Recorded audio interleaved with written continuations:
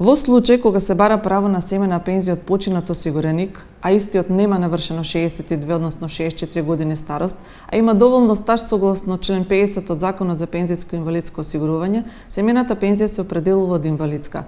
Со неа се додава и 20% додаток на инвалидност, бидејќи смртта се смета за 100% инвалидност. Во случаите кога починатиот или починатата нема доволно пензијски стаж, односно има најмалку 5 години пензијски стаж, семената пензија се изведува од старосна пензија.